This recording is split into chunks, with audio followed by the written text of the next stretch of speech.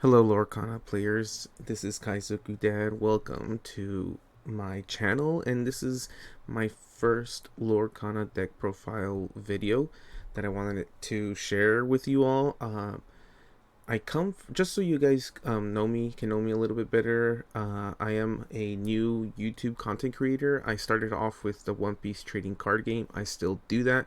I still make content for that, but over the weekend, I had a friend who invited me to a Lorcana event. That event where you get a starter deck and some packs, and you just play with everybody. And I gotta admit, after doing that event, I've kind of come to enjoy the game. So, um, I decided to include some Lorcana content alongside my One Piece content that I always make. And I hope you guys enjoy what I do and my style of making these deck profile videos. Like I tell my One Piece audience, like I'm constantly learning the game, and I like to share what I learn because it helps me improve as a player, and I hope in turn you guys can learn from like my mistakes or my experience essentially. So I'm gonna start off with this deck. It's called the World Control deck, and the name comes from the silver card, A Whole New World, which is an action, a song. And this deck is not created by me. It's created by SJ Warlock. I included their Twitter handle, which is now X. It's called now, I believe. But whatever it's called. Um, this deck is created by SJ Warlock. They have a Twitter account, and if you like this deck and you wanna like get more deck ideas or ask the creator just additional questions or things that perhaps I miss in this video, you can go ahead and follow them. I'm sure they're making more decks. From the quick introduction that he gave on Discord, they come from a Magic competitive background. So the during the deck making, they were bringing, their experience from Magic into this game. So this is a control deck. Personally, I love control decks. Um, that's why I decided for this specific deck to be my first Lorcana video, simply because I'm comfortable with control, and yeah, I typically enjoy it. So if you're one of those players that likes to control the board, perhaps this is the deck for you. So let's go ahead and get started. Okay, so we are gonna start with the deck list, just so you guys have an idea of which cards are in the deck.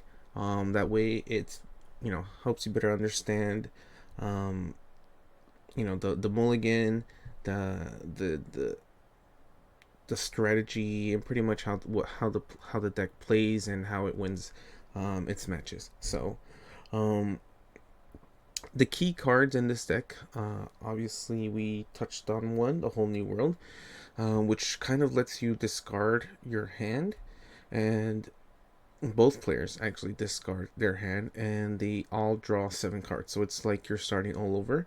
I think in the beginning of the game we start off with 7 cards. This one, it lets you refill your hand at 7 cards. And why is that important in this deck? Well, first of all, draw in Lorcana is really important because um, in this game, what you're doing is you're always putting a card from your hand that can be inked, um, and you're putting it into your inkwell. So obviously you're losing a card, but you're also trying to play a card on that same turn. So each turn, essentially, you're always using, or you're probably hoping to always use, um, you know, 2 cards from your hand. So you're if with that mindset, you're always constantly reducing the cards in your hand. So drawing in this game is really premium. And it's important because you don't want to be top decking, in the late game and hoping you get the right cards. to interact with the board, or to win the game. So drawing is important, and in this deck we have, I think, two draws, two ways to draw. So one is a whole new world. So it's a drawing mechanism, but it's also a way to control, because it affects your opponent too. So sometimes when you know that they've added a card into their hand, like using Hades for example, and it's a key card, you can discard it with a whole new world, and you draw. The second mechanism to draw in this deck is Beast Mirror, but this one only lets you draw when you don't have a card, when you don't have cards in your hand. So it's a niche kind of draw, but it's still a draw. So, but a whole new world is definitely the premium card in this deck, and it kind of activates a lot. So, those are the important cards. Your heavy hitters in this deck are Aladdin and Tinkerbell, with Maleficent as well, but mostly Tinkerbell and Aladdin. These guys are the ones that are going to be doing the most work. That's why we're running 4 3-cost Aladdin and 4 3-cost Tinkerbells. So these guys are the ones that are going to control the board, and also uh, the ones that are going to give you the most lore in this deck. We also have Hook. He's more of a he's the one that's you're going to be using more to kind of challenge your opponent's characters, whatever characters they're arrested, because he gets +3 challenge when he challenges, so he's attacking as a 5/5. We also have Maui, which is a rusher, and he's a 6/5. So these guys help control the board really well. Tinkerbell also lets you control the board very well, by just spreading out damage. Um, but she also, quest for 2 lore, which is, I think, in this deck, 2 lore is going to be the most that you're going to be questing for. And that's not, compared to some other decks that have that are questing for like 3 or 4. I know it doesn't seem like a lot, but this deck is running cards like Fire the Cannons, Smash, Dragonfire, where you're just removing cards on your opponent's side, and you're just questioning, you're questing, and you're slowly getting to 20. We have Shield of Virtue as well, so um, Shield of Virtue is also very good in this deck because, say for example, we have Aladdin, and his effect, if you don't know his effect, it's during your turn, whenever this character banishes another character in a challenge, you gain 2 lore and your opponent loses 2 lore. So in this game, if you're still not familiar with some of the terms, the word banish is essentially like KOing another character. So another way to say this is, if this card KOs another card, you get 2 lore, which is what you would get anyways if you would just use this to quest. You get two lores, but you also remove 2 lores from your opponent. So a cool combo with this card is with Shield of Virtue. So Shield of Virtue lets you kind of restand a character that's already quested, and you can't quest anymore, but you can attack. So let's say you have Aladdin up and he's active, you can quest it for 2, you can restand it with Shield of Virtue, and you can attack into a arrested character from your opponent. And if you KO it, you get an additional 2. So you get 4. 2 from the original questing, an additional 2 from his ability, and you -2 lore from your opponent. So that's how Shield of Virtue um, uh, fits very well in this deck, and it fits into the control as well, and lets you kind of cheat out questing and Tinkerbell's ability and Aladdin's ability. So those are the combos of this deck. Everything else is kind of like support for this deck. We run Captain Hook, Aladdin, and Tinkerbell because we have their um, I don't know how to call them. They're not like the evolved forms. I'm thinking of Pokemon here, but they're higher cost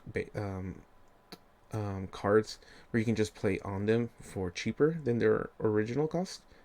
So we have that, and including Captain Hook. So We're gonna go over the mulligan and the general strategy for the beginning game. So hang on tight. Okay, so welcome to the mulligan part of this profile, and um, so there's 5 cards up here. Obviously, when you start the game, you have more than 5 cards, but I included just 5 cards because I just want to explain the thought process of like the mulligan part, specifically for this deck. So, as we touched upon earlier, your main guys are obviously like Aladdin and Tinkerbell.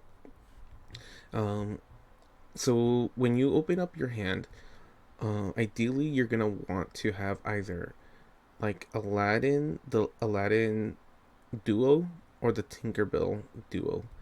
Um, so when you open your hand, let's say you start off with like you have an Aladdin, uh, the 3 cost Aladdin, and a bunch of other cards. I would probably mulligan to try and find the 7 cost Aladdin.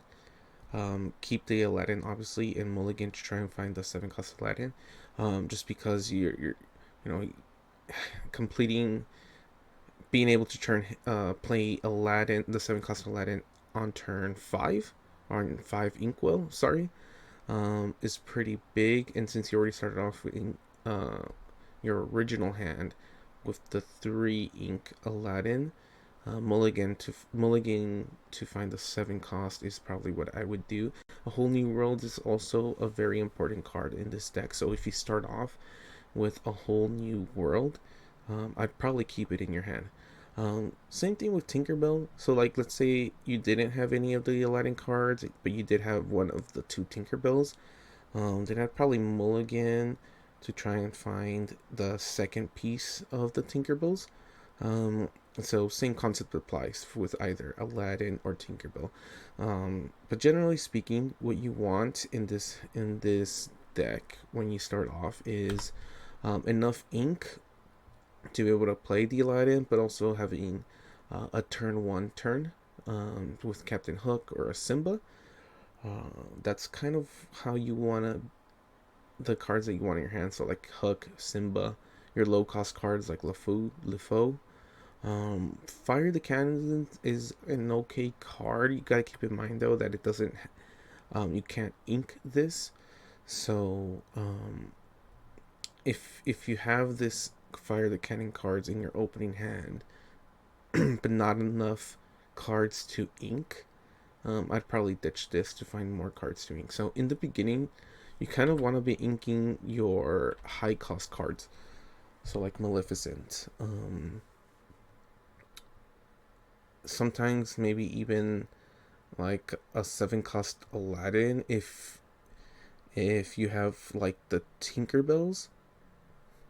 Like say in your hand you have like the 3 cost Tinkerbell and the 6 cost Tinkerbell, but no small Aladdin, then I'd probably ink the 7 cost Aladdin, and vice versa if you have the Aladdins but not the Tinkerbells, but you do have the 6 cost Tinkerbell.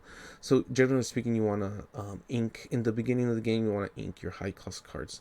And then when you get to like the middle of the game, you want to ink your low cost cards because you don't want to be playing your low cost cards, and you're going to be playing inking to try and play your high cost cards. So it's that's the kind of general rule of thumb when you're trying to ink at the start. You ink your high cost ones, because there's no guarantee that you'll make it to like ink 9 or ink 7 or ink 6 at the start. So it's better to use them as resources for your early game, and when you reach the middle of the game, your mid game, then it's better to ink your low cost stuff like Hook and Simba and LeFou, um, in preparation to play your high cost ink characters, but you also want to play your mid game characters, so like Maui, Beast, and Hook. So that's the general idea. And when you start with your opening hand in the mulligan, you gotta keep that in mind.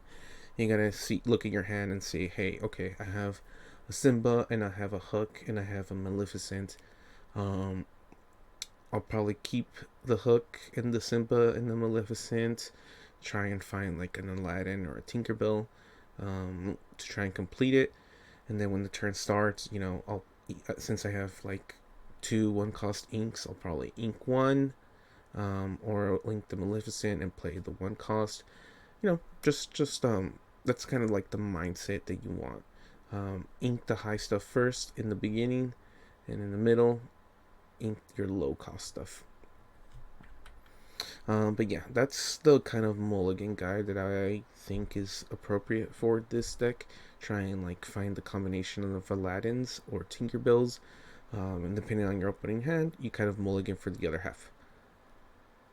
Okay, so it kind of came up with kind of like a visual representation of what I was talking about earlier. So early game, I'm kind of like calling it 1 to 3 ink, um, just for kind of a better visual representation of what you can do in the early game. So the early bodies that you can play obviously are Simba, Captain Hook, Tinkerbell, and Aladdin. I would call them your early game characters. And here, if we look at, we have like the ink symbol, and these are some of the cards that I would ink. Now, you see Simba and Captain Hook there, right? And you also see Simba and Captain Hook here. On the left side are the cards that you want to be playing, and on the right side are the cards that you want to be inking. Now, you see Simba and Hook on both sides. So this, I put this here because there's going to be hands where you draw like one Simba and one Captain Hook. So you have two one ink characters that you can play. Obviously, you don't want to. I would keep both and play one, but obviously, you're gonna probably ink one of those one cost ink characters. Simply because you don't want to be continuously playing one ink characters as the game progresses. It gets worse. That is why I included in the inkwell, high cost cards, as well as like low cost characters that you already have a copy of, or another card of the same ink cost. But yes, so early game, this is what you want. You want to be able to develop a body. If you're up against like an aggressive kind of deck that likes to spam the field, probably playing Captain Hook over Simba is a good idea, simply because Captain Hook, when he challenges, he becomes a 3-2 instead of a 1-2. It's kind of hard to challenge other characters with your Simba, um, simply because he's only a 1-2 character. It'll be hard for him to KO a character with 2 defense, but with Captain Hook, you'll be able to do that. So keep that in mind. Aggressive decks that like to spam probably keep Captain Hook in there, as well as with like a Fire the Cannons that can easily clear small minions with 2 damage, 2 characters. Um, so that's another good card. And you're playing until you get your Tinkerbell and Aladdin, uh, and that's kind of what you're inking for. Aladdin kind of helps you get back into the game if you're falling behind lore, because his ability is when you play him, your opponent loses 1 lore. Tinkerbell has a good stat line overall, a 2/4 for a 3 cost ink. That's actually pretty good. And she does have an ability where it lets you draw a card, but you have to discard a card in return. That's the same ability as Simba. Simba does that on play, so when you play him for the first time. But Tinkerbell can do that as many times as you want. You just can't attack with her, or you can't quest with her if you use that ability. So that's what this little like card in her ability that's like tilted, that's what it means. So you have to like rest her in this game, call it exhaust. You have to exhaust her to use her ability. So after she's exhausted, she's tired, so she can't attack, and she can't quest for lore. Um, but yeah, Shield of Virtue is also a card that is pretty good throughout the game. It's not just early game. It lets you restand another character.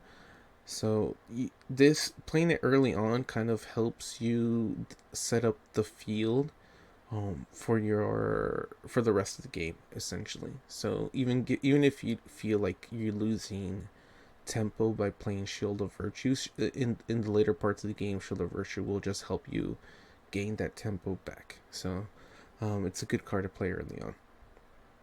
So that's kind of your early game strategy. You develop a board. You develop your small bodies. Captain Hook, along with Tinkerbell and Aladdin, have the potential of becoming bigger bodies. So finding them early on in the mulligan is important, and playing them as well. So your mid game, and mid game, I kind of represent it between 4 to 6 ink. That's what I would consider the mid game. Now, keep in mind, this is like not set in stone, because Lorcana is a game where some decks ramp up really quickly, and they're ramping up, to 10 ink pretty fast. They're probably inking like twice a turn. Some decks don't ink as much because they don't need to, and sometimes, when you're playing your game, you're just not getting your ink cards. So ink is all like kind of very relative, but generally speaking, I do consider, kind of, if you're between 4 to 6 ink, I consider it like you're playing like mid game cards. You're not playing your late game cards. So that's why I call this the mid game. And in this mid game for this deck, obviously you're going to want to play your two biggest cards, Aladdin and Tinkerbell. So Tinkerbell, if you already have the small Tinkerbell, you can play her for 4 ink, and Aladdin, you can play it for 5 ink. So these are, like, generally speaking, if you don't have the base form of these cards, they're late games. So being able to play them in the mid game is like a big plus for you, especially for this deck.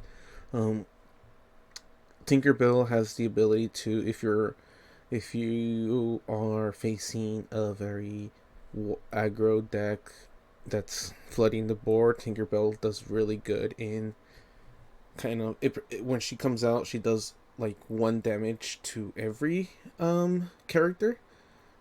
So that's pretty good. And when she KOs something, she can do an additional 2 damage to any character. It doesn't have to be rested. They can be active. So she does a really good job in kind of controlling the field. And then Aladdin does a really good job in taking care of like single cards. But while doing so, you get lore and you take lore away from your opponent, and that's a very powerful effect. Your other mid game cards are Maui, Captain Hook, and then you start having your control cards like Dragonfire. So what Dragonfire does, it just banishes a chosen character, any character. So it could be like a 10 cost, it can be a 1 cost. It doesn't matter. Usually save this for like really annoying cards like Elsa, um, or anything that's really kind of a threat on the board. Grab Your Sword is an AoE um, control card. So what it does is that it deals 2 damage to each opposing character, on your, each opposing character. The good part of this card is that it's a song, so you can play it for free if you have a Maui, a Hook, Aladdin, or Tinkerbell already on the field. You just have to rest them, and you can play this for free. So it's a really good card to control on the board. So once you get to the mid game, that's when you start really seeing your control of this deck, how it comes into play. You control it with a Rush Maui, you control it with Hook as well. Um, so how you're wanting to play up until this point is you're playing these cards, these early game cards early on, and you're inking. You're running out of card. You're probably ditching like 2 cards from your hand at each turn. You're playing your fire cannons to try and control the board. When you get to your mid game, you probably have just a couple of cards left, if any. And usually the mid game is where you wanna um, use your whole new world to be able to discard and draw an additional 7 cards. So if you're kind of doing that, then you're kind of playing your deck right. But it all just depends on the decks that you're playing against, your opponent, and the board, the state of the board. So um if you, I guess what I'm really trying to say is that if you're in the mid game and you only have like one or two cards in hand, that's probably pretty normal. That's why mulliganing, having to look for a whole new world early on in your mulligan hand is very important. So just because like when you get to the mid game, you can use it and just refill your hand. So that's how you want to be playing the mid game. And as you can see, kind of like the inkwell, the cards that you want to be inking are your low cost cards. So like Simba, LeFou. You also want to be start if even if you have like the base forms of her Aladdin and Tinkerbell. At this point of the game, it's okay to ink them, just because you're getting to enough ink where you can just play these Tinkerbell and Aladdin like without its base form. You can just play them, and that's perfectly fine as well. So um, you want to be playing inking the low cost cards because you can start playing the Maleficent in the late game, or you can like double grab your sword or double Dragonfire in the late game. Okay, so late game. Once we get to the late game, you can start doing a bunch of different stuff, different combos, and just kind of controlling the board as best you can. So I consider late game anything 7 plus ink. So in this deck, you can play almost everything with 7 ink, except for your Maleficent, 9 cost, and what she does is that when you play this character, you may banish chosen opposing character. So it's kind of like Dragonfire. You can choose any character to banish. Could be a 1 cost ink, could be 10 cost ink. It doesn't matter. Any character. Um, there is an effect in this game though. I think it's called Ward, where the effect is that you can't choose a character unless you're choosing it to challenge. So if you are playing against a deck that uses that ability, Ward, then just know that cards like Maleficent or, let me see, Dragonfire, you won't be able to use them on any character that has Ward ability. You have to use cards that don't target, or you have to use cards like Maui where you can rush it down. You can use Grab Your Sword, which is an AoE effect, to bring cards that have wards to KO them, because this is again like an AoE. It doesn't target anything. Um, so keep that in mind when you're playing against cards with ward. But yes, so here we're gonna start comboing out. Like Maui and Shield of Virtue is such a strong combination, especially if your opponent has a bunch of characters that are rested or exhausted. So you can just play Maui, rush something, kill something, and restand it with Shield of Virtue. So Maui can get 2 attacks in, and kind of with his 6 attack power, it almost guarantees to KO a lot of different things. So that's always good. Aladdin and Shield of Virtue is also a very strong combo. Honestly, just Shield of Virtue in general just combos out really well with Tinkerbell, Maui, and Aladdin, and kind of Captain Hook, because when he challenges, he gets +3, so he's attacking for 5, and that's, it's okay. It's pretty. It's honestly, it's mediocre. It's not bad. It's not great though. Aladdin is probably like the best card that you can Shield of Virtue. But yes, so late game, yeah, late game you're just getting you're just finishing. You're trying to finish off and trying to get your 2020 lore points, while preventing your opponent to do so. This card also has another AoE I didn't touch upon that's also pretty important in the late game. It's called Be Prepared. We run 4 of it, 4 Be Prepared cards, and what it does, it's like Dragonfire, but it's AoE. It's if you're a Yu-Gi-Oh player and you know the card, what is it, Dark Hole? It's kind of like that. So, and if you're not familiar with Yu-Gi-Oh, so what it does, it's for 7 ink, and you can banish all characters that are on the field.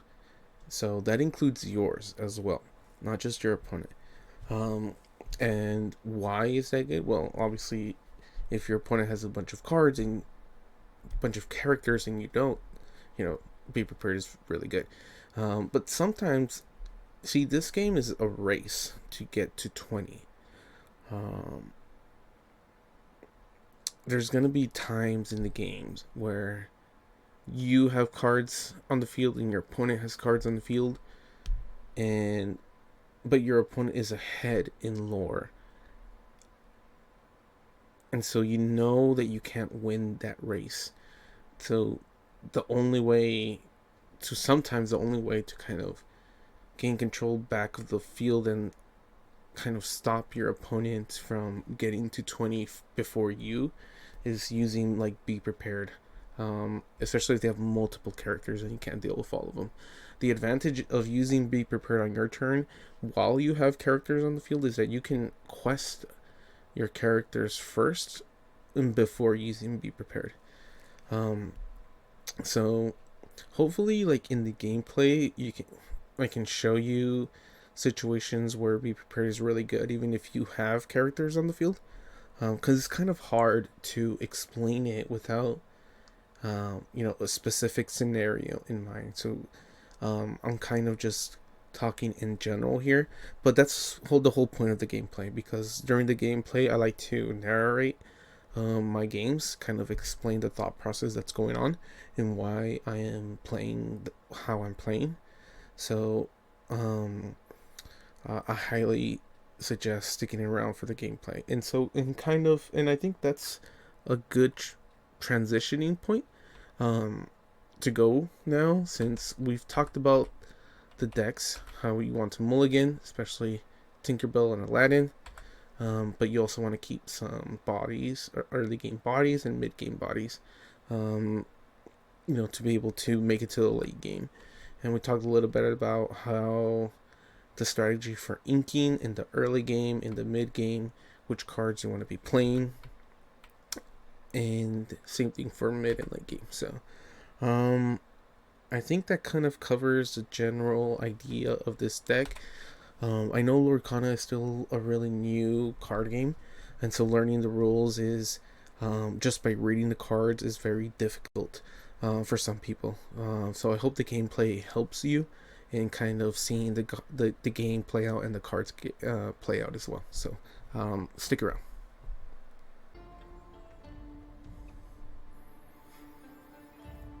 Okay, so starting our first game. And we have the Tinkerbell. We have two Tinkerbells. We actually have the set for the Tinkerbell, so this is actually pretty good. We're only really going to be looking for something to play in the beginning. A 1 cost or a 2 cost. And so we're going to get rid of 1 Maleficent because we're going to keep 1 to to ink. And we're going to get rid of Dragonfire and be prepared just to find other other characters. So because we're going first, it's kind of important. Okay, so we got Hook. So we're gonna ink Maleficent, and then we're gonna play Hook right here, and then we're gonna pass.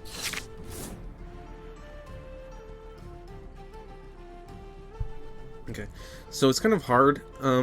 We don't really know what opponent is playing until they play the cards. So they're playing a purple and red deck. All right, so we have our whole new world. That's actually pretty good. I want to play the Shield of Virtue, and we're gonna ink.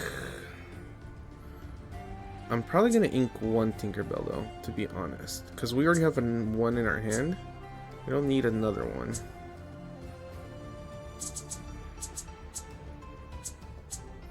Actually, maybe Beast, just because it's still pretty early on. Do Beast. We're gonna do Shield of Virtue. And can't really play.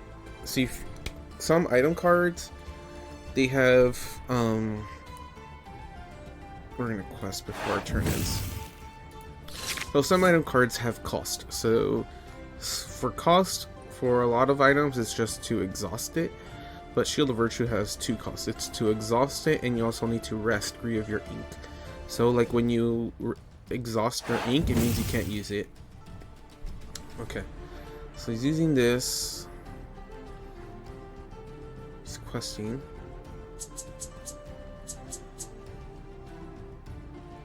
Pascal has an ability where if there's another thing on the board, we can't target it unless it's with an evasive character, which I don't think we have.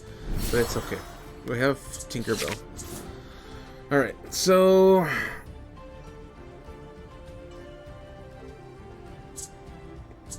we drew Grab Your Sword, which is kind of unfortunate because we can't ink it.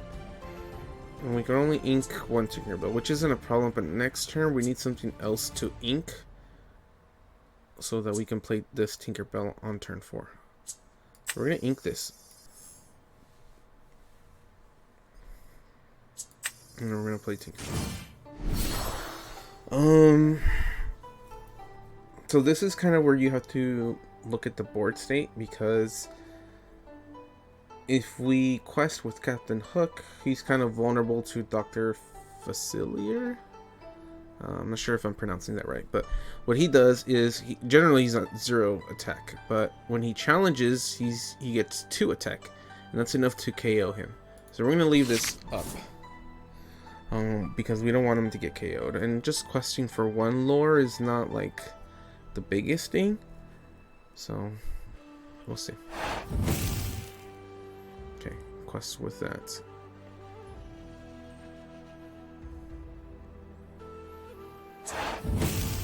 Any quest with Facilier. Okay, so that's good. That's okay, honestly.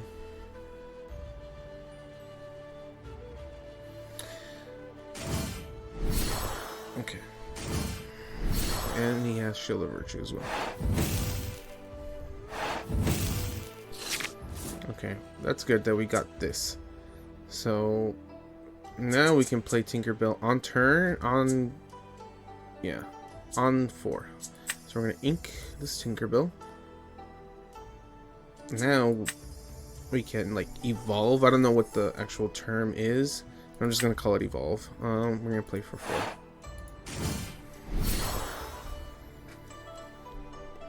So that dies. And then this guy gets +2, so he's at 3. That's enough to KO. And now we can quest with this. And so like I mentioned in the video, once you get to kind of like the mid game, you're running out of cards, and that's why having a whole new world is actually really good. But we have Grab Your Sword, which is an AoE, which is equally as good. So we'll just see how the game kind of progresses here. We have Shield of Virtue that we can use. So we have a lot of options. Just depends on what our opponent plays.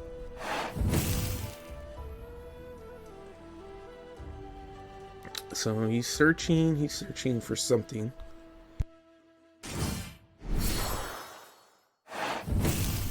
Okay, so he plays a Maleficent, which he draws. Okay, so right now is actually really good to Grab Your Sword, and the only thing that's kind of bad is that we don't have a card to ink to play it. So it doesn't mean that we can't play it. It just means that we have to kind of rest our Tinkerbell because it's a song.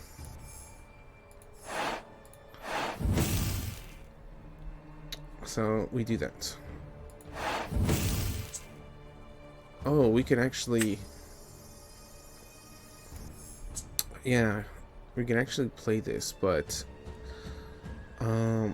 what I'm gonna do is I'm gonna use the Shield of Virtue just to restand my Tinkerbell, because I don't want her to be vulnerable to like a rush.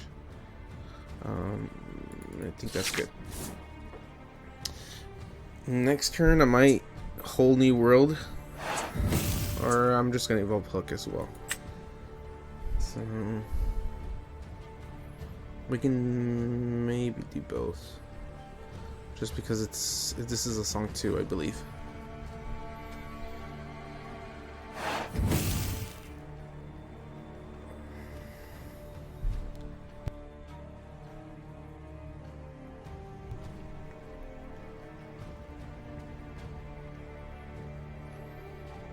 Okay, so he inks the chameleon guy. And there's the Mickey Mouse. Okay. Well,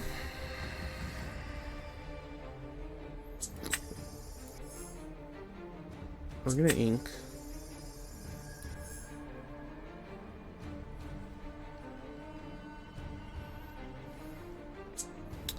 And we're gonna evolve. Okay. We obviously can't attack into Mickey. So we're gonna do this.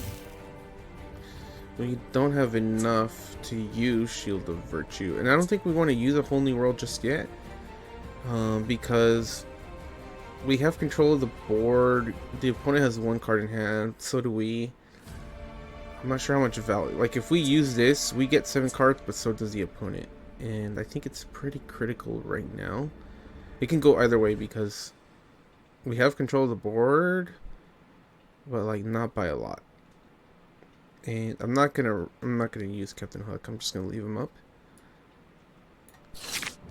just because he's more of an attacker really. And luring for 1 is not a big deal. Okay, so another Shield of Virtue into the ink. Quest. Okay. And then he's going to use Shield of Virtue to put it back up. I see. We can do the same thing. Probably, yeah. Unless he's going to play another character, he's probably just going to Shield of Virtue. Okay, he's searching.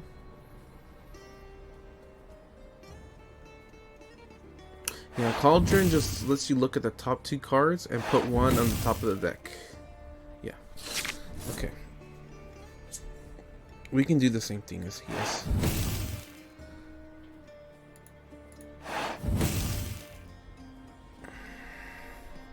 We're gonna do Captain Hook right now because we can kind of bait him.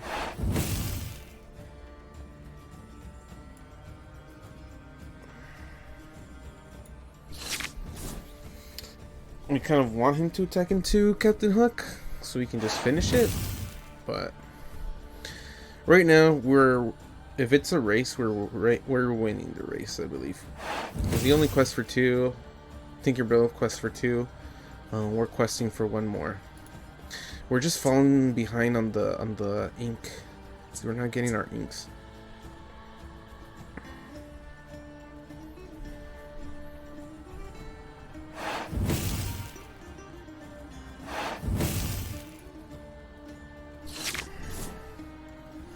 Okay, so we're gonna have to ink this, unfortunately, but ink, or we're gonna quest. And quest, and then we're gonna leave this up. Yeah, so we're still winning.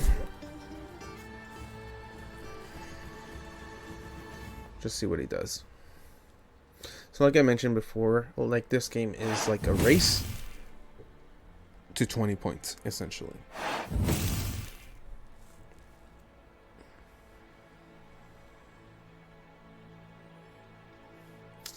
Yeah, when you use Shield of Virtue, you gotta keep in mind that you have to have at least 3 ink to use it.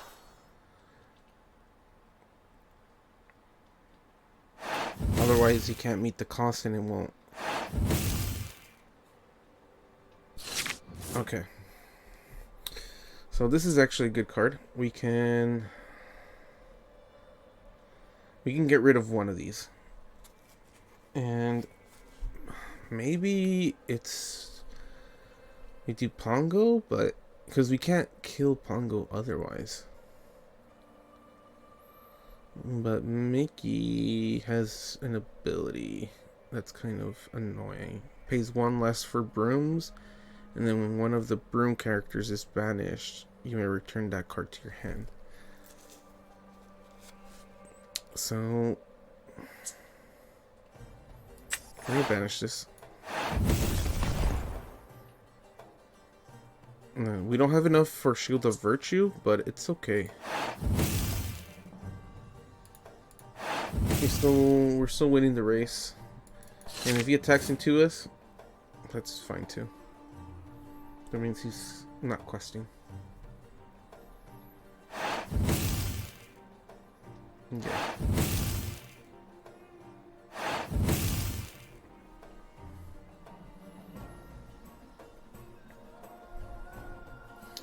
Yeah. So sometimes you're gonna get these kind of games. Ooh.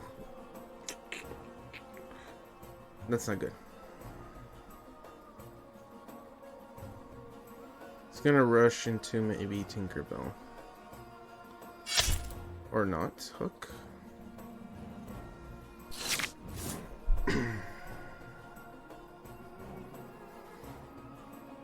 The good thing is that Maui can't quest.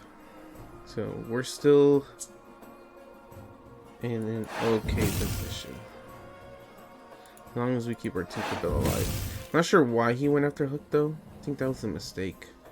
Because Tinkerbell has more lore when she goes on a quest. Hook only has one. So, not sure. But, hey. It's alright.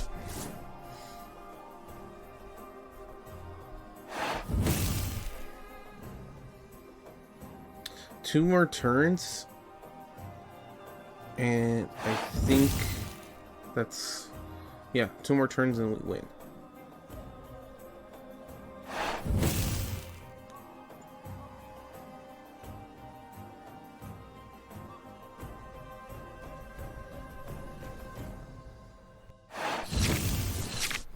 Okay, now that he drew some cards, or he's drawing more cards, then so Whole New World just becomes more valuable. Okay, let's still win in 2 turns though.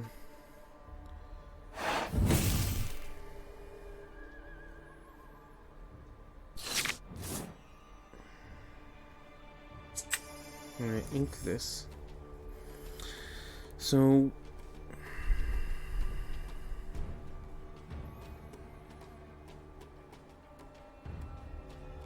he's at 13.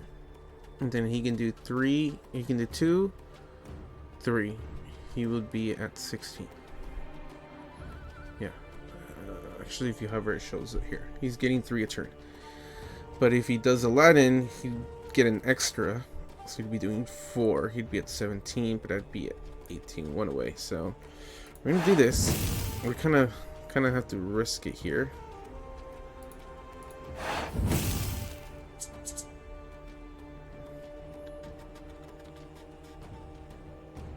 So unless they take care of our Tinkerbell, I think we win. So let's see what they do. They do have... they're playing red, so they obviously have access to some of our removal, like Dragonfire. That would screw us over.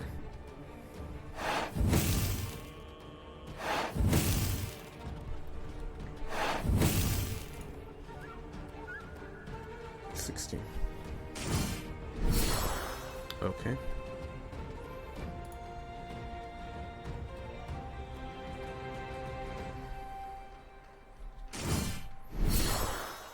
We win. So didn't need a Whole New World, but we had it in hand just in case. So that was their first match. Hope you guys got some insight from that. I'm probably going to be doing 2 more. Usually like to do kind of 3 matches, just go over them. So on to the next one.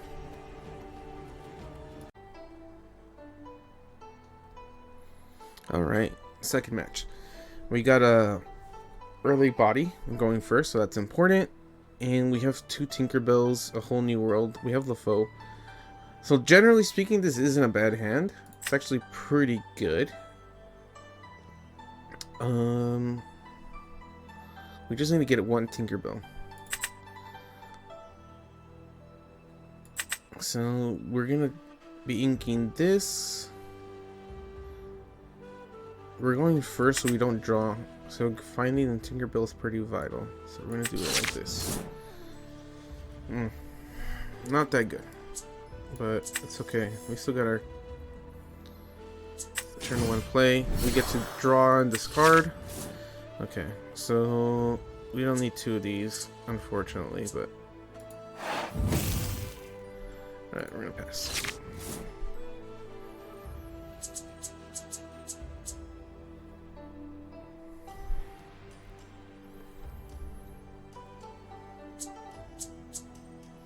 Yeah, so we have our Tinkerbell.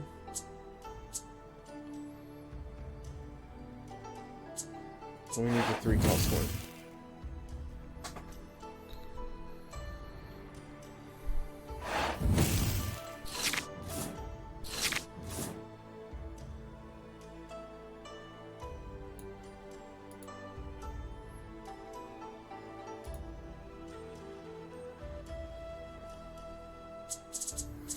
Okay, so we got our hook. And we actually have our... Huh. Okay. Generally speaking, I would have played the LeFou. But because we have the 5 hook in the 1 hook, I'm gonna ink this one. I'm gonna go questing with it, and I'm gonna play this hook. I just noticed you couldn't really see my hand, so I was just moving the screen a little bit. So hopefully that's better.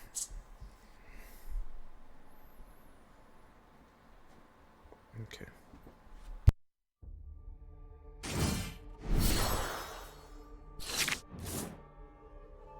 Yeah, this is where it becomes really unfortunate. We can only really play this if we ink the Tinkerbell. And we're still kind of far away. I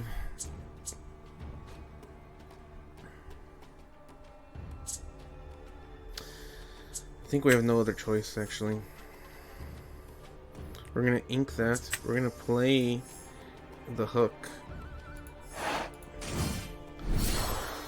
And then we're actually gonna have to use a whole new world. So we're gonna discard all of that. But we're gonna do Simba's effect first. We're gonna play whole new world, sing a song by resting our Captain Hook.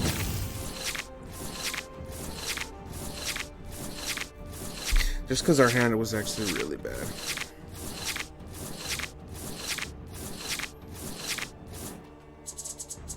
Better, we have more cards to ink, and we can check here. We discarded a Hades, that's good.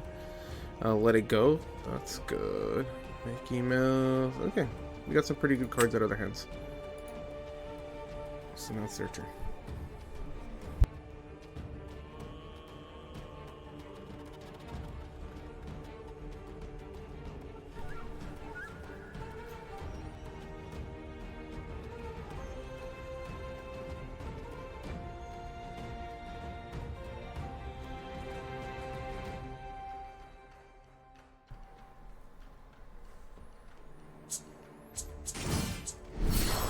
Okay, we got the Elsa.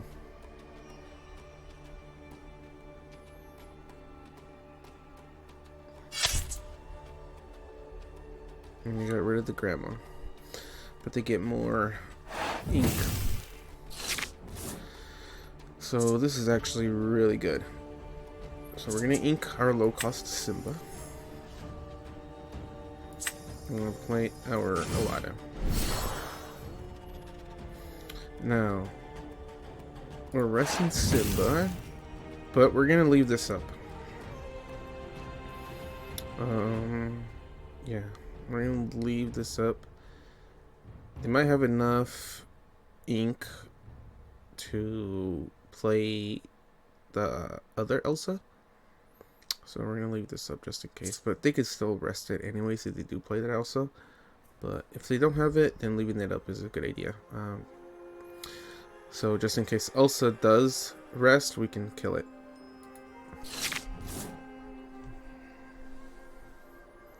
And then next turn we're gonna ink. We have 3 Aladdins. I don't think we need all 3. We're gonna ink one of them and then evolve this Aladdin. I need to figure out what the actual term for that is.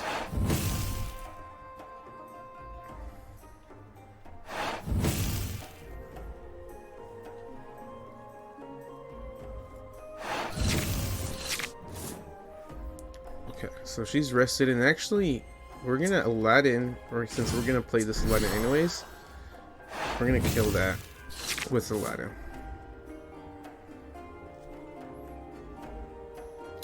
Or maybe not. We'll see.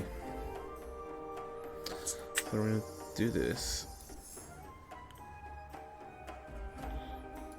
Obviously, just simply gonna do that. Yeah. Okay.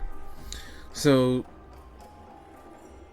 if he had any lore, I would have attacked with Aladdin. But since he doesn't, I'm just gonna quest with him. And then attack here with our hook. And that's the end of our turn. And then next turn, we'll probably use Tinkerbell.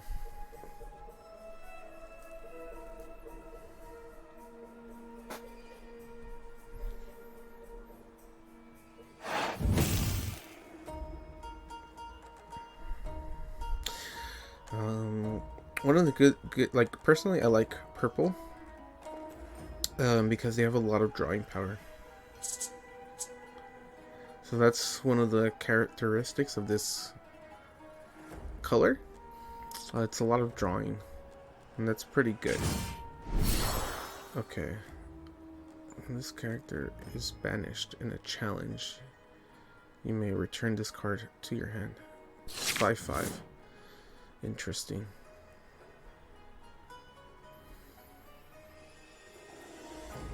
Okay, so we have another Aladdin. I'm gonna ink one.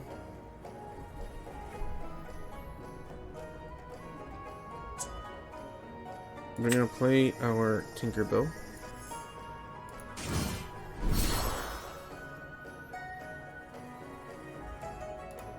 And use Simba. So, here's the thing. We rest this and it dies to that. That may or may not be good.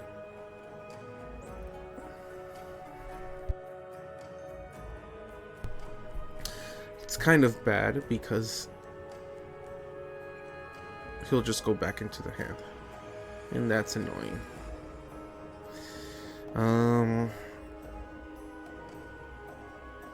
But we have more. We have another one. We've already inked like 3 though. So losing them is not such a... It's not a very good idea. We're just gonna pass here and see what he does.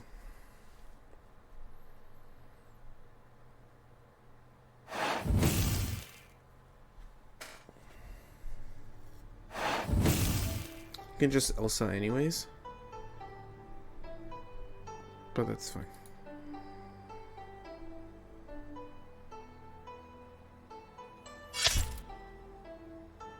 Okay, so that's gone.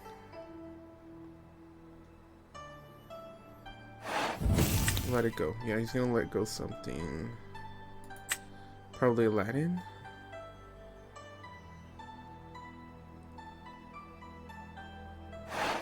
Or Tinkerbell?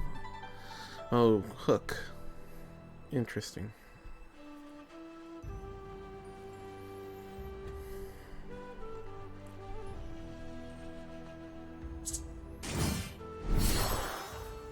Oh, nice. Okay. So this is actually a good time to probably use Be Prepared. We're gonna quest. And this way, they don't get Hades and they don't get Marshmallow. Or Marshmallow, actually. They don't go, it doesn't go back to the hand because it's banished without being challenged. Well, we can't play anything else. But that's fine.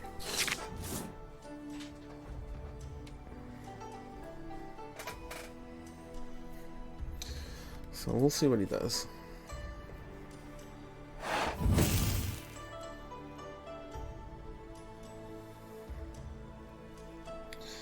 Yeah, so we'll have Aladdin next turn. We'll probably be using a whole new world pretty soon. Just because we don't have a lot of options. Oh, they have their magic mirror now, so they can start drawing.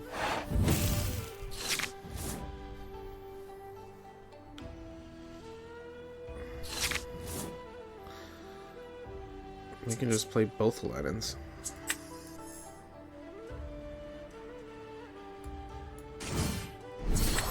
That's fine.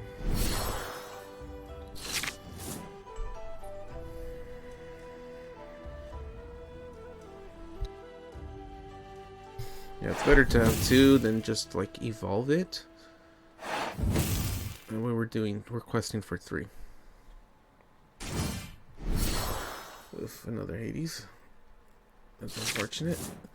This is actually really good. Because now we can break an item. So that's their drawing.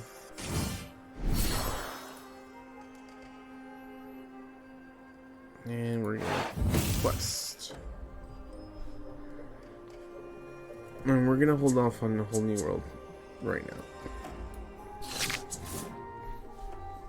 Because they're playing their big characters. And we still have 2 be prepared. There we go, see? Okay. Now next turn is probably good.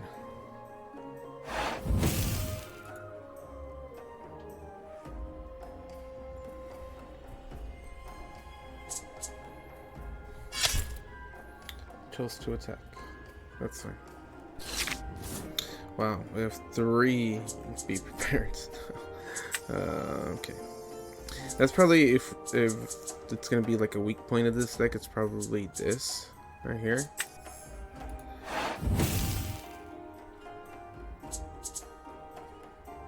I could use a whole new world, but I don't think it's worth it right now. I'm waiting until we see what we get next turn. Because if we play it, we get 7 cards, but we don't have anything else to play because we'll be out of ink. And the opponent will be able to do stuff. Okay, coconut basket.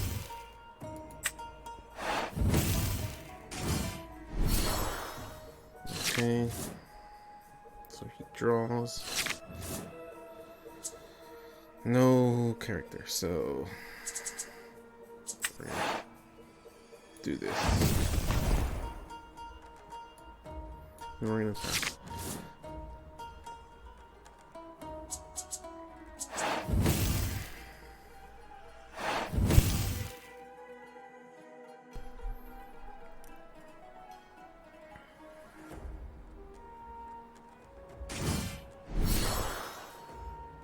Okay, I'm not telling.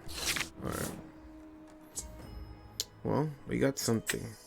Not the best, but it's something. I'm not gonna use the effect. He just restands.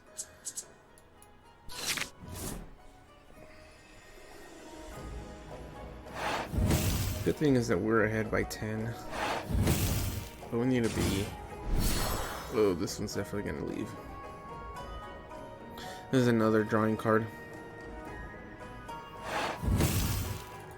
Okay, so they finally have one.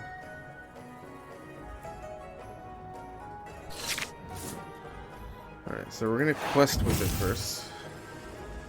We're gonna need to be prepared. Just because I don't want him to draw. And then we're gonna play Simba.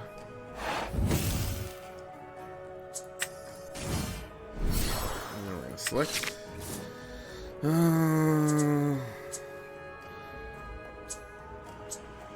I think it's time.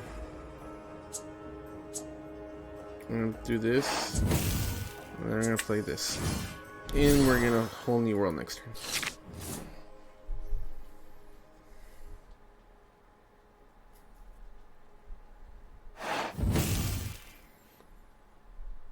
Yeah, so if you're wondering why I discarded, it's because of Simba's effect, where when we play him, we draw a card and then we discard a card.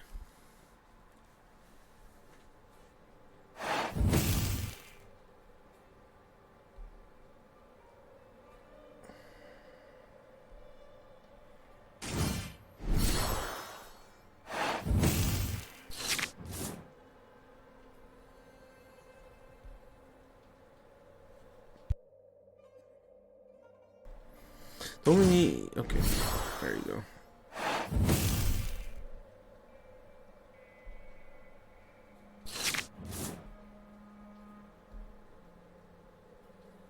We're gonna play Maui first.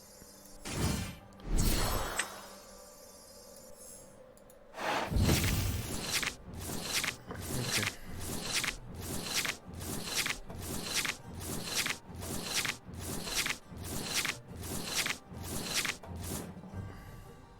I'm gonna put one in here. I'm gonna play this.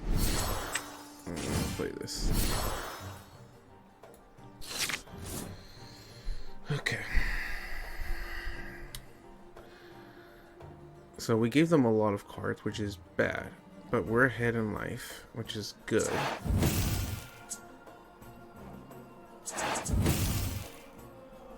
So we're just gonna have to use that to our advantage.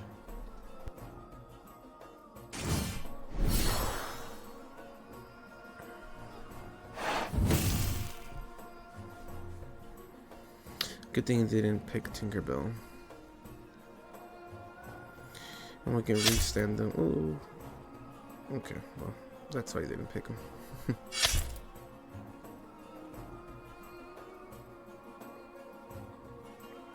Alright. Not the end of the world here. We're gonna have to get rid of Coconut Basket. With Beast.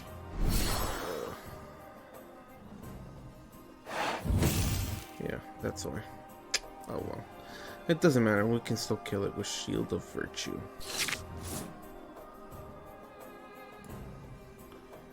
We'll do that. And attack. So that's another cool thing about Shield of Virtue, that even if they use Elsa's ability, where she rests them and they can't restand, we can forcefully restand them with Shield of Virtue. They just can't quest. But Maui can't quest anyways, so we lose nothing from that. And then, well, since we already used Coconut Basket, might as well just play Tinkerbell.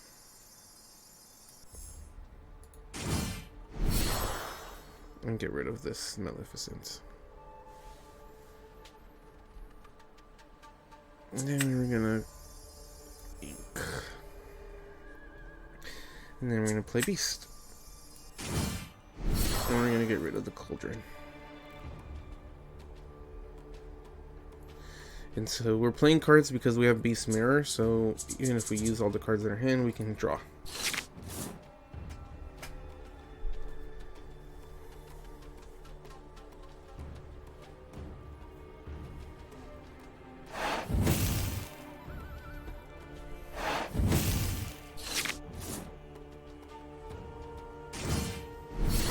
Rafiki Rush.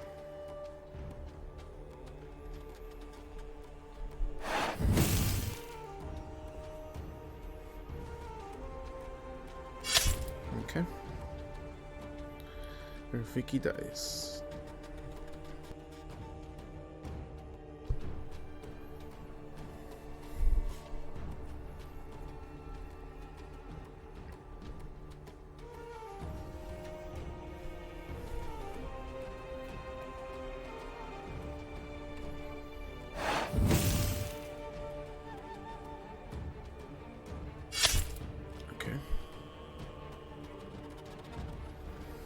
We can clear both of them, maybe. Well, it depends on Coconut Basket, actually.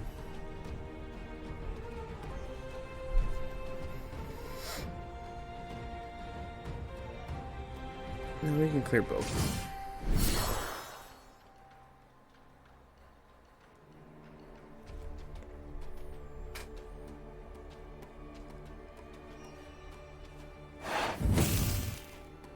Oh. Interesting. Alright, so I'm gonna attack here and do 2 damage to this. So, and that's better.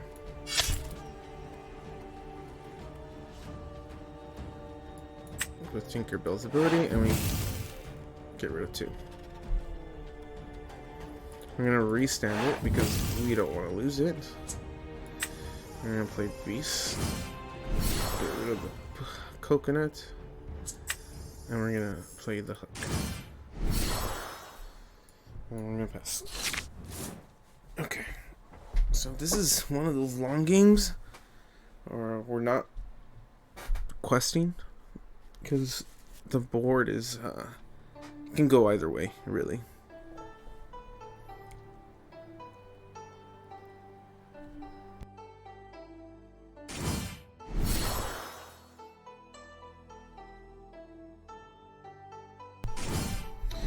This was the ability I was talking about, Ward. So your other characters gain Ward. Opposing characters can't choose them except to challenge. And as we draw Maleficent, so that's funny. So we're just gonna quest, but we're gonna reset this. And quest, and then we're just gonna play Maui. And we're gonna pass. We're not gonna use Maleficent yet. We could use it on Aurora, but I want to get rid of Marshmallow.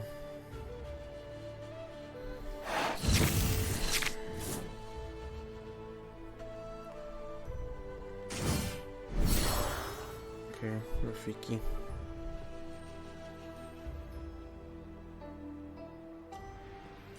This is our win condition right now. Just Tinkerbell with Shield of Virtue. Just keep restanding it so we don't lose it.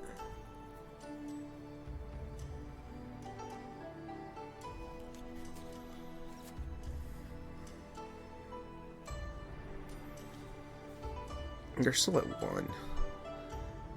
So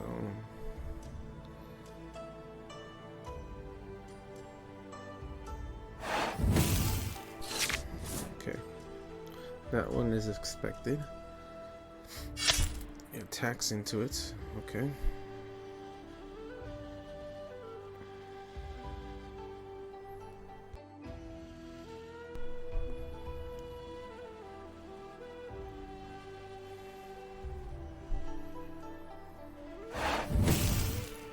Oh, perfect. Okay.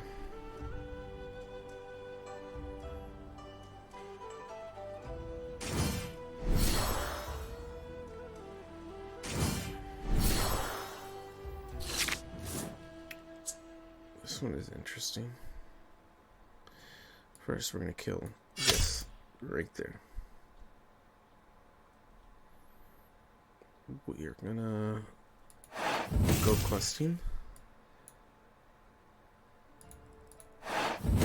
But we're gonna keep it up. And then what we're gonna do is we're gonna play Maleficent.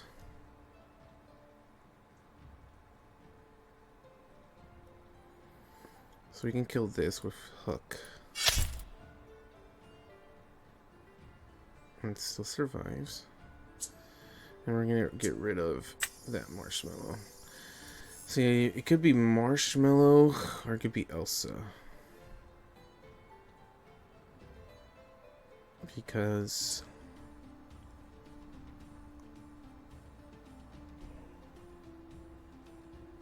Elsa can exert somebody. And this is the one that I need to keep alive.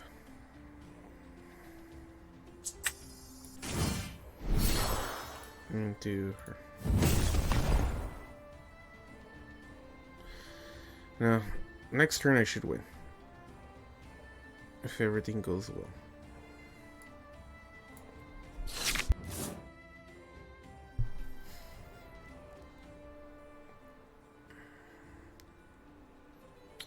I have Tinkerbell and Maleficent for 4. And all I need is 3. Have Hook there too, but okay, cool. That goes back into his hand, but he has to pay for that. Magic Mirror. Drawing for something. He only has 5 ink left. Not sure what he can do with 5 though to stop me.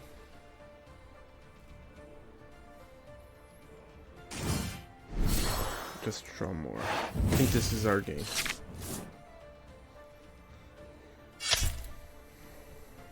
There you go. I think that's game. There you go. This was a very long one. But yeah, we used Be Prepared a lot of different times. We used Whole New World twice. So that's good. We're gonna do one more. And before we call it a day.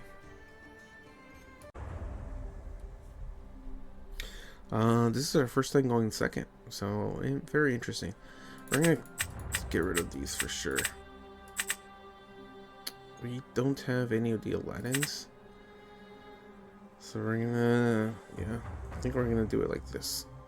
Get rid of all the ones that don't have ink.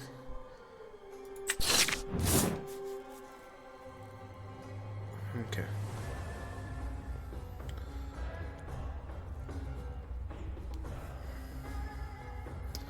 Since we're going second, I might go Hook, especially, it just depends on what he brings down. If nothing special, then I'll probably do Simba just so I can search out for the other Tinkerbell.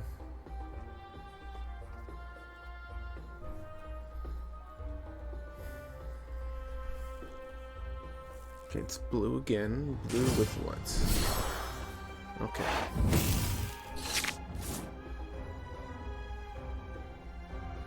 Yeah, I'm probably gonna have to use Hook here. Not sure if I should ink Maleficent yet, though. Yeah, we'll do it. And then I'm gonna do Hook. And pass.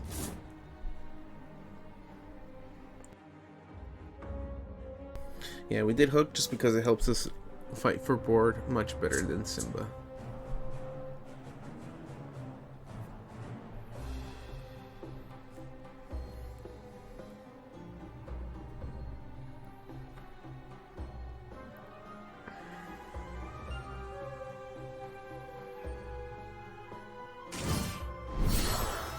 Okay, Aurora.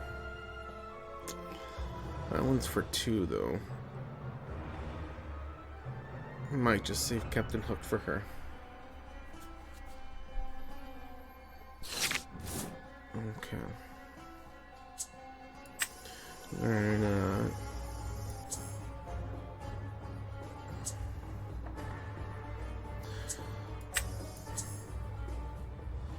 we're gonna do Smash and maybe play double Simba. Depends what we get.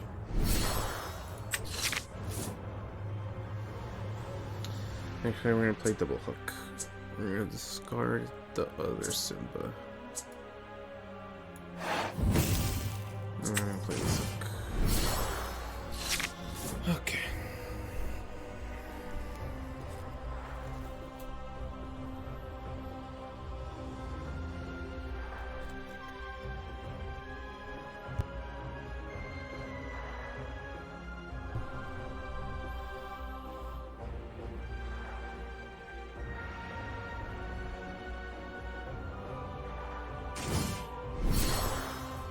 Okay. That's okay.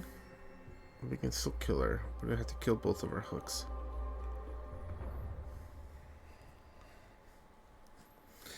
We definitely want to get to 5 though, so we can play these. No one's questing because we know it's not good right now. I'm gonna do Aladdin. And then we're gonna do Tinkerbell. And that's gonna end our turn.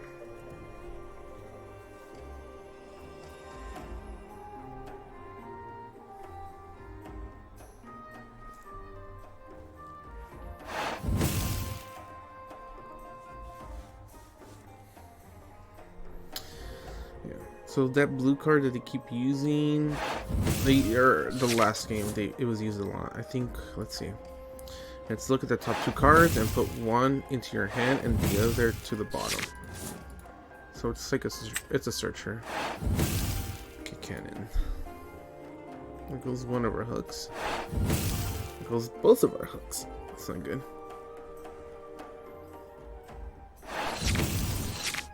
Oh, they used a Whole New World. It's actually good for us. And we have this hook. Oh, but we don't have. Eh, it's good and bad, I guess. Okay. And do this one.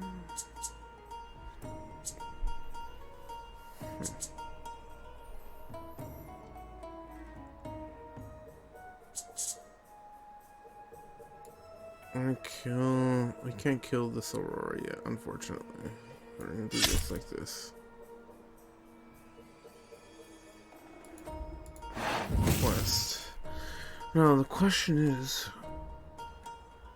I think we're gonna play Hook, and I think another. It could be Tinker Aladdin.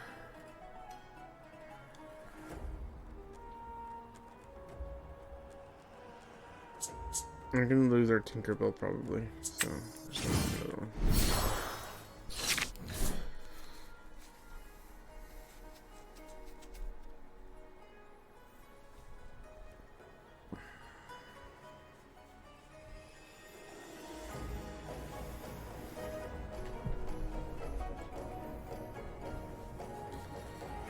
Okay.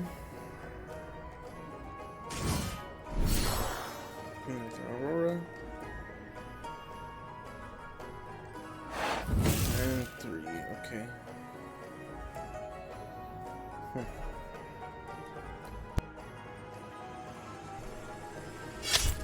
Okay, so this is alright.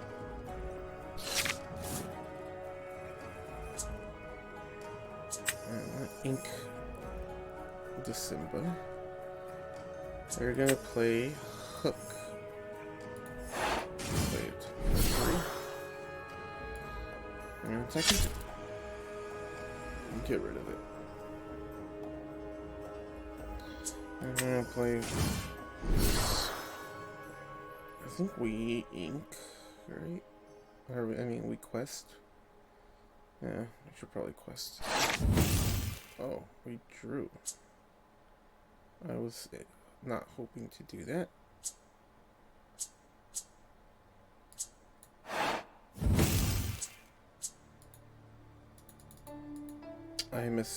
I did not click the right card. I clicked this, and I should have clicked that. It's okay.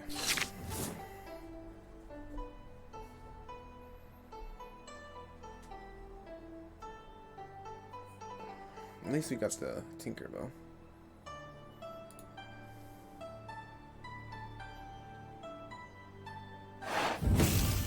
Into that. That's okay.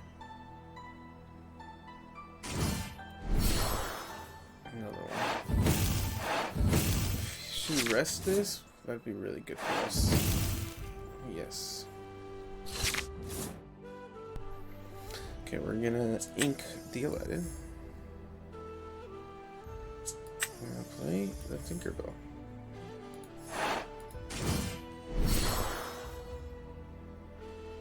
There we go. Attack. And then use the effect to clear the other one. And I don't think we can use Shield of Virtue, so that's it for that.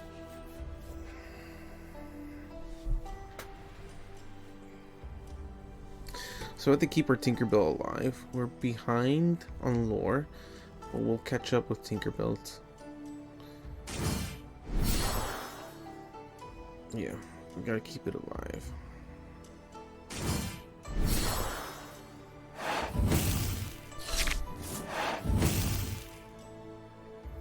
Which means we're probably gonna have to ink Maui. Oh no, we can ink Beast too. Do that. And then we gotta keep this alive. So we only have 3 ink to mess around with, potentially 4.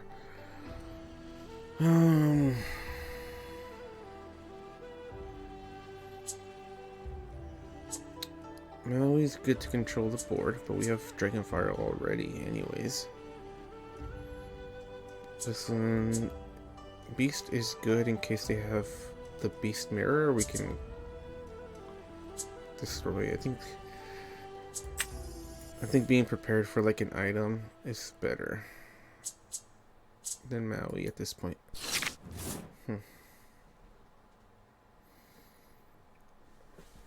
Because Maui can't attack into him.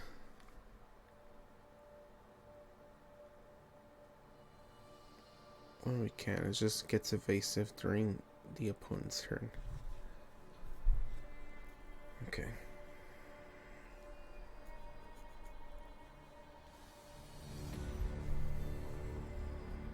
A whole new world. Okay.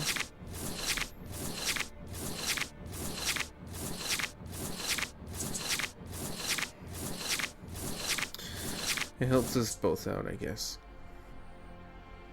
Now we have more options.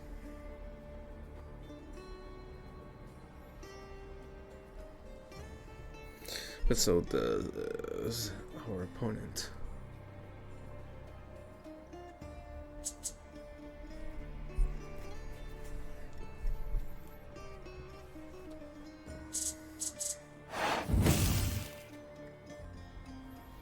Okay, so he's ramping up.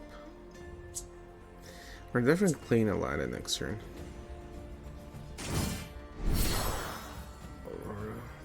They're getting the field.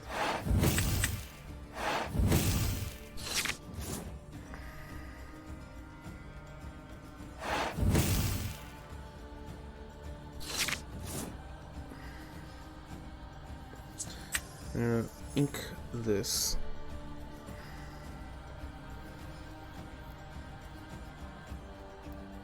So this is tough. We're kind of losing board here.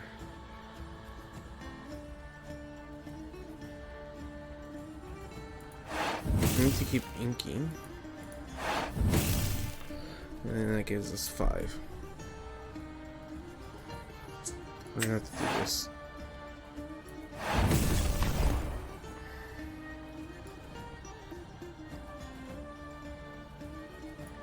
Alright, end turn.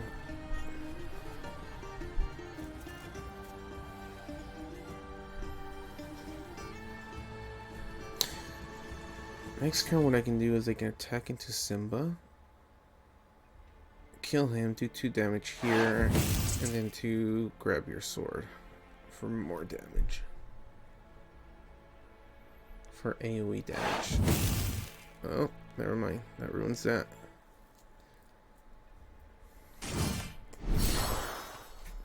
Beast. Okay. We need to play these before. Okay. Yeah, we need to start playing our Aladdins before they whole new world us.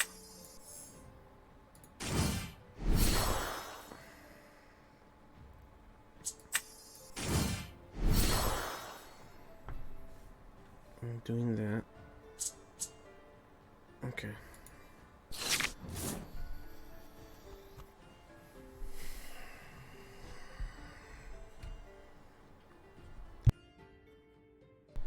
The double attack with Aladdin will be really good. I think we can start getting control back with all of our Aladdins.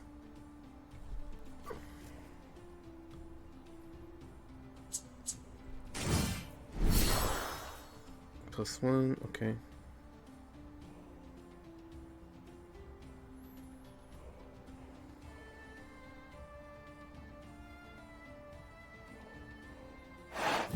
Yeah, that's what I was afraid of. Got rid of 2 Aladdins. Not sure we have that many Aladdins left. See, we're getting the opposite end of the whole new world. Let's see how many we have left. 1, 2. Okay. Oh, we have Maleficent, which is good. Can't complain there. I'll put this into the inkwell. I'll play this. Get rid of that. I think I'd rather have another Shield of Virtue or another Simba.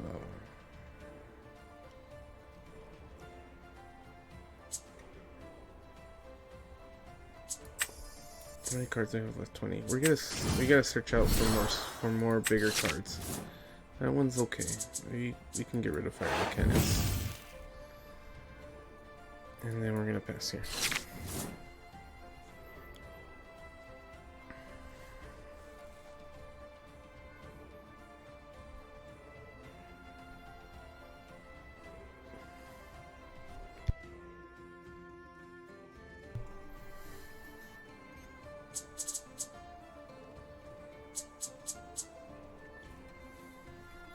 These games do run longer than I thought. But that's good. It's enjoyable at least.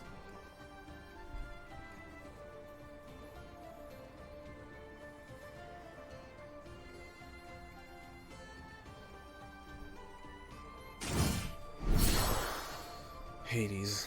That's not good.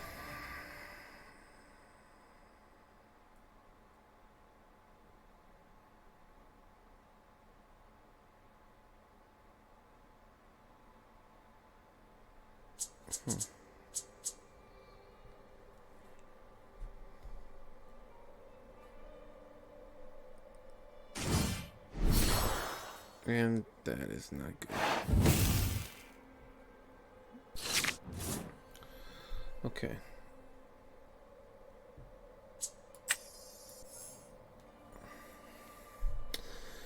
Unfortunately, I think we're gonna have to sacrifice our Aladdin. Doesn't have much left anyways.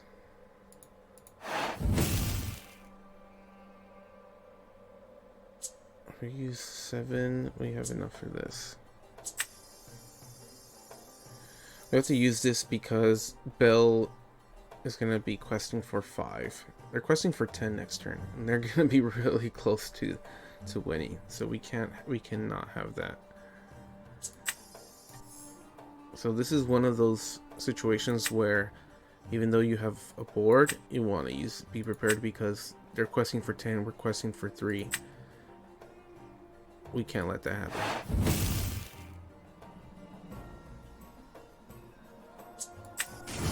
And we're gonna do Aladdin, we're gonna get something back. So, okay.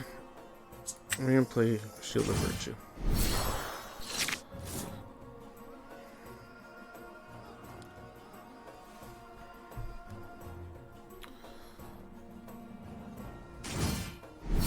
There's another Belle. There goes our Aladdin. This Belle is a problem. Yeah, she's really strong.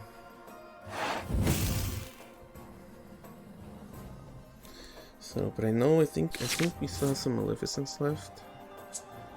This is good.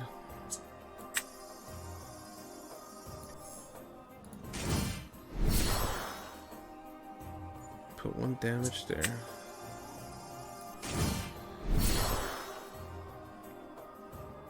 This one needs to rest 3. I'm gonna put that back in there and then we're gonna start drawing. Okay. So they can quest for 5 next turn, which puts them ahead of us. But we can kill it.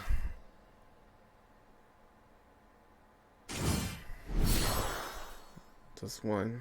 Okay. Okay.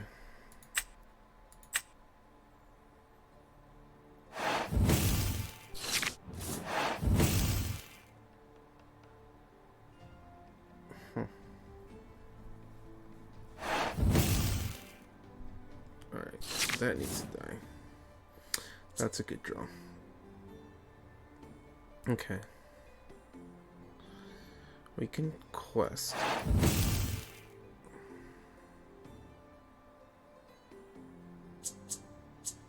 We can play both of these actually. Is it cheaper? It's cheaper than playing this for sure.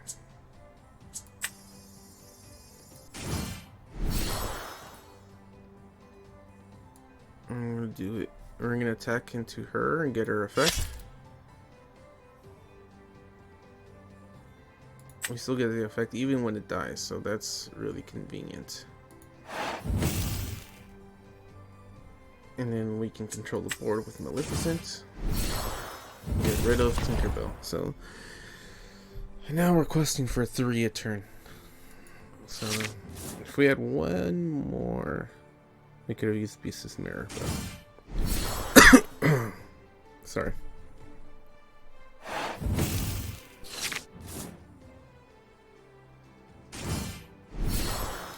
Okay, nothing detrimental, that's for sure.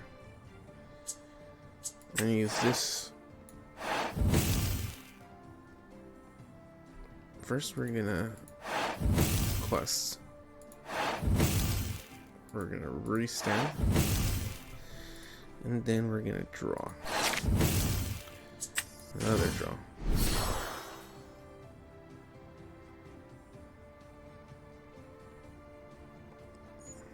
Yeah, I'm gonna draw. Okay, that's it. So we both got Beast Mirror. I'm kind of locked though, because I got Be Prepared. I'm locked into it. Can't use Beast Mirror anymore, which is unfortunate.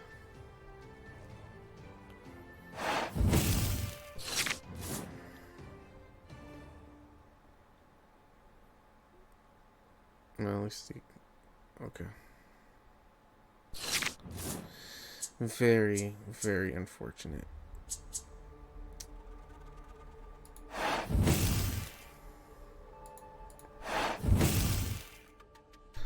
So my only win condition is keeping this thing alive. And that's it. It's very unfortunate that we got 2 Be Prepareds in hand.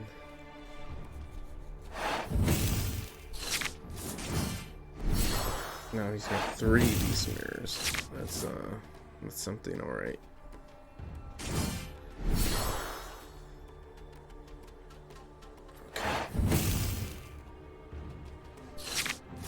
Wow, that is our luck, isn't it? Hold on.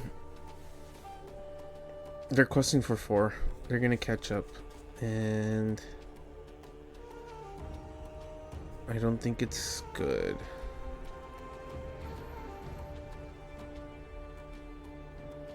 I think it's better if we just use Be Prepared. We can't let them get 4. Let's see, they do 4 next turn, they'll be at 16, and then they'll be 1 away. Yeah. They'll be 4 away, which they already have through 20. So we gotta use it.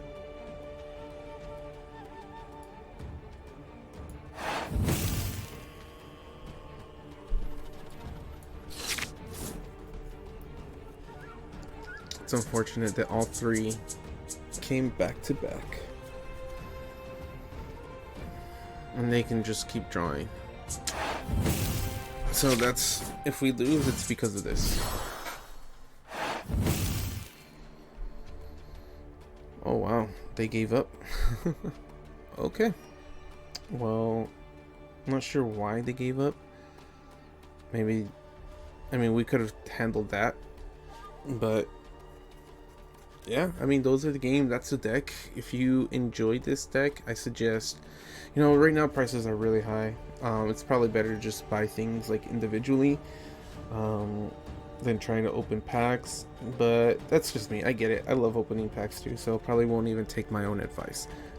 But this is, if this is something that you like, controlling the deck, and then yeah, I mean, controlling the cards and controlling the field, then give this deck a try out. So thank you for tuning in. I know it's been a long video, but I hope you guys have learned something. I know I have. So till the next one.